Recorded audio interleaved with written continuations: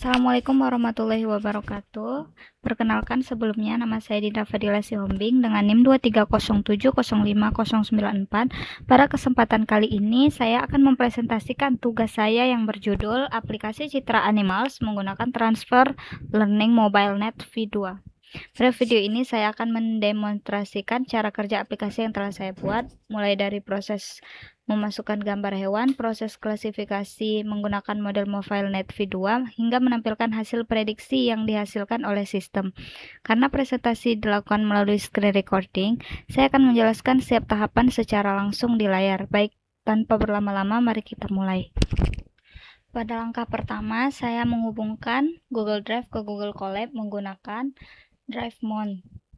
Tujuannya agar Colab dapat mengakses file dan folder yang tersimpan di Google Drive, termasuk dataset yang akan digunakan dalam proses pelatihan model.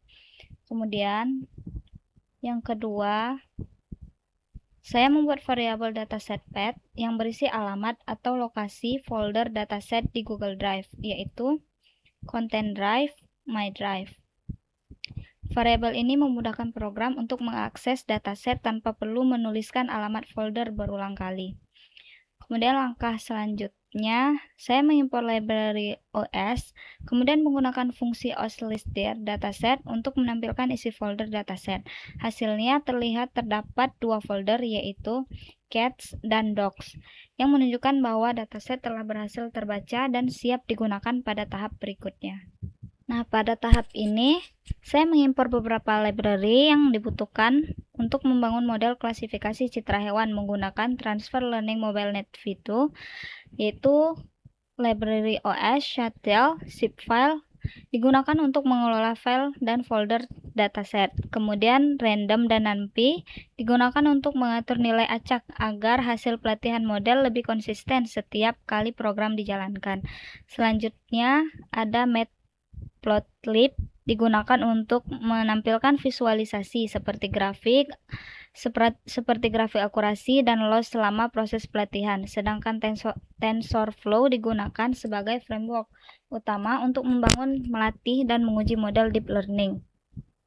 Saya juga mengimpor beberapa modul dari TensorFlow keras seperti layers untuk menyusun arsitektur model, serta early stopping, modal checkpoint, dan reduce round plate sebagai callback yang membantu proses pelatihan agar lebih optimal. Selain itu, saya menggunakan classification report dan confusion matrix dari scikit-learn untuk mengevaluasi perform model setelah proses pelatihan selesai. Selanjutnya, program menampilkan versi TensorFlow yang digunakan. Terakhir, saya menetapkan nilai seed sama dengan 42 pada random, numpy, dan TensorFlow agar proses pelatihan menghasilkan output yang konsisten dan dapat direproduksi. Memuat dan membagi dataset gambar menjadi data training dan validation. Pada tahap ini, dataset gambar dimuat dari folder yang sudah ditentukan sebelumnya. Setelah itu, dataset dibagi menjadi dua bagian, yaitu data training dan data validation. Data training digunakan untuk melatih model agar dapat mengenali gambar, sedangkan data validation digunakan untuk mengevaluasi performa model selama proses pelatihan. Selain itu, ukuran gambar dan jumlah gambar yang diproses dalam satu batch juga diatur agar sesuai dengan kebutuhan model MobileNet V2. Program menghitung jumlah gambar yang ada pada setiap kelas di dalam dataset. Dari hasilnya terdapat 279 gambar pada kelas Cats dan 278 gambar pada kelas Dogs. Tujuan untuk memastikan jumlah data pada setiap kelas sudah sesuai dan tidak memiliki perbedaan yang terlalu jauh. Kemudian yaitu visualisasi contoh gambar dari setiap kelas dataset. Selanjutnya program menampilkan beberapa contoh gambar dari masing-masing kelas, yaitu Cats dan Dogs. Tujuannya agar kita dapat melihat isi dataset secara langsung dan memastikan gambar yang digunakan sudah sesuai dengan kelasnya sebelum masuk ke proses pelatihan model. Validation menggunakan TensorFlow dataset diambil dari folder yang sudah disiapkan, kemudian dibagi secara otomatis menjadi 80% data training dan 20% data validation. Tujuannya agar model dapat dilatih menggunakan data training, sementara data validation digunakan untuk mengevaluasi performa model selama proses pelatihan. Pada outputnya ini terlihat bahwa dataset berhasil dimuat dengan total 557 gambar yang dibagi menjadi dua kelas, yaitu cats dan dogs.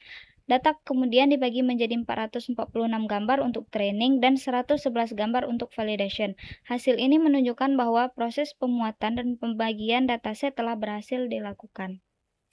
Pada tahap ini, saya membangun model klasifikasi citra menggunakan MobileNet V2 dengan metode transfer learning. MobileNet V2 dipilih karena merupakan model yang sudah dilatih sebelumnya pada dataset yang besar, sehingga dapat mengenali beberapa fitur gambar dengan baik. Dengan menggunakan transfer learning, saya tidak perlu melatih model dari awal sehingga proses pelatihan menjadi lebih cepat dan tetap menghasilkan performa yang baik. Pada bagian ini ditampilkan ringkasan arsitektur model yang telah berhasil dibuat. Terlihat bahwa model menggunakan MobileNet V2 sebagai model utama untuk proses ekstraksi fitur. Setelah itu ditambahkan beberapa layer seperti Global Average Pooling, Dropout, dan Dance yang berfungsi untuk membantu proses klasifikasi. Output ini menunjukkan bahwa model telah berhasil dibangun dan siap digunakan untuk proses training. Nah, pada tahap pertama, saya mengatur proses training model dengan menggunakan beberapa callback. Early stopping digunakan untuk menghentikan proses training secara otomatis jika performa model sudah tidak mengalami peningkatan sehingga dapat menghindari overfitting. Sedangkan model checkpoint digunakan untuk menyimpan model dengan hasil terbaik selama proses training. Setelah itu, model mulai dilatih menggunakan data training dan dievaluasi menggunakan data validation selama epoch. Output ini terlihat proses training tahap pertama yang berlangsung selama 5 epoch. Di setiap epoch, model terus belajar dari data training dan dievaluasi menggunakan data validation. Terlihat bahwa nilai akurasi mengalami peningkatan dibandingkan epoch sebelumnya. Selain itu, setiap kali performa model membaik, sistem akan otomatis menyimpan model terbaik. Hal ini menunjukkan bahwa model berhasil belajar dengan baik selama proses training. Nah, kemudian pada tahap ini, setelah proses training tahap pertama selesai, kita akan melakukan fine tuning. Pada tahap ini beberapa layer pada model MobileNet V2 dibuka kembali untuk dilatih bersama data yang digunakan. Tujuannya itu agar model dapat menyesuaikan fitur yang telah dipelajari sebelumnya dengan dataset cats dan dogs sehingga performa dan akurasi model dapat meningkat. Fine tuning, model kembali dilatih selama 3 epoch. Tujuannya agar MobileNet V2 dapat menyesuaikan fitur yang telah dipelajari dengan dataset yang digunakan. Dari output terlihat bahwa nilai validation akurasi tidak mengalami peningkatan pada ketiga epoch, sehingga sistem tidak menyimpan model baru. Hal ini menunjukkan bahwa model terbaik masih merupakan model yang diperoleh pada tahap training sebelumnya. Nah, pada tahap ini, history dan training tahap pertama dan proses fine-tuning digabungkan menjadi satu. Tujuannya agar seluruh hasil training dapat ditampilkan secara beruntun, sehingga perkembangan performa model dari awal hingga akhir dapat dilihat dengan mudah. Nah, pada tahap ini, grafik menunjukkan perubahan akurasi model selama proses training dan fine-tuning. Garis biru menunjukkan training akurasi, sedangkan garis oranye menunjukkan validation akurasi. Secara umum, akurasi model mengalami peningkatan pada tahap awal training. Setelah masuk ke fine-tuning, perubahan akurasi tidak terlalu signifikan, sehingga performa model cenderung stabil, yaitu grafik loss model MobileNet V2. Grafik ini menunjukkan perubahan nilai loss selama proses training dan fine-tuning. Garis biru ini menunjukkan training loss, sedangkan garis orange secara umum nilai validation loss terus menurun, yang berarti tingkat kesalahan model semakin kecil.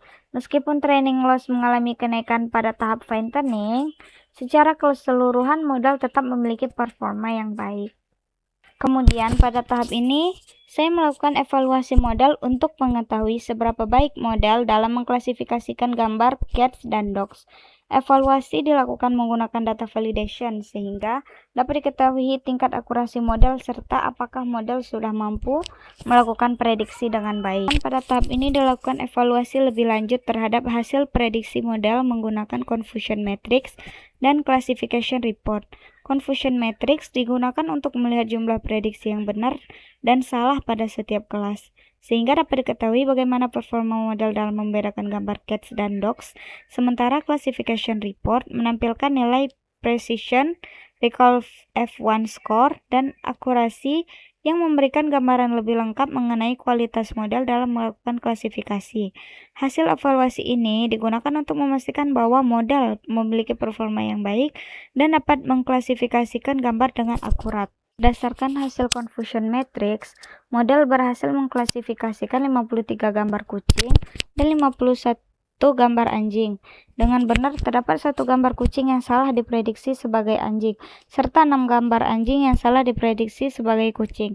Hal ini menunjukkan bahwa model memiliki performa yang baik karena sebagian besar data berhasil diklasifikasikan dengan benar, meskipun masih terdapat sedikit kesalahan prediksi pada kedua kelas. Nah, pada tahap ini dibuat fungsi untuk melakukan prediksi terhadap satu gambar yang dipilih. Gambar akan diproses terlebih dahulu agar sesuai dengan ukuran input model. Kemudian model memberikan hasil prediksi berupa kelas gambar beserta tingkat kepercayaannya atau confidence. Fungsi ini bertujuan untuk menguji kemampuan model dalam mengenali objek pada gambar baru yang belum pernah digunakan selama proses pelatihan. Kemudian, uji dengan gambar dari dataset. Pada tahap ini dilakukan pengujian model menggunakan gambar yang diambil dari dataset. Tujuannya adalah untuk mengetahui apa model mampu mengenali dan mengklasifikasikan gambar sesuai dengan kelas yang sebenarnya. Hasil pengujian akan menampilkan label prediksi beserta tingkat kepercayaan atau confidence, sehingga dapat dilihat seberapa baik performa model dalam mengklasifikasikan gambar dari dataset. Tahap ini yaitu mengupload gambar dari HP ataupun laptop. Pada tahap ini dilakukan pengujian model menggunakan gambar yang diunggah langsung dari laptop maupun HP.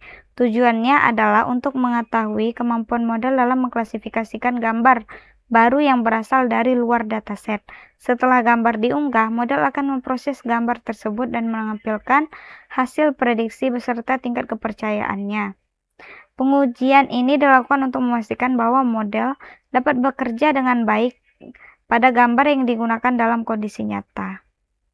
Nah, pada tahap ini model yang telah selesai dilatih dan memiliki performa terbaik disimpan ke dalam sebuah file. Penyimpanan model bertujuan agar model dapat digunakan kembali tanpa perlu melakukan proses pelatihan dari awal. Model yang telah disimpan nantinya dapat dimuat kembali untuk melakukan prediksi pada data atau gambar baru yang lebih cepat dan efisien. Nah, pada tahap ini yaitu inference atau prediksi gambar animals. Ini dilakukan inference atau proses prediksi menggunakan model yang telah dilatih sebelumnya. Pengguna cukup memilih atau mengunggah gambar hewan. Kemudian model akan memproses gambar tersebut dan menghasilkan prediksi apakah gambar tersebut termasuk cats atau dogs beserta nilai confidence. Tahap ini bertujuan untuk menguji kemampuan model dalam mengenali gambar baru berdasarkan hasil pelatihan yang dilakukan. Di sini terlihat bahwa prediksinya benar bahwa ini cats dan confidence itu sekitar 72,30. Demikian presentasi mengenai aplikasi klasifikasi citra animals menggunakan Transfer Learning Mobile Net V2 yang dapat saya sampaikan.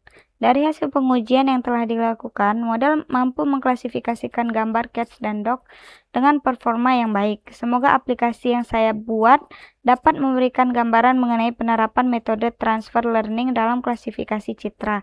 Terima kasih atas perhatiannya. Mohon maaf apabila masih terdapat kekurangan dalam penyampaian maupun hasil yang saya tampilkan. Assalamualaikum warahmatullahi wabarakatuh.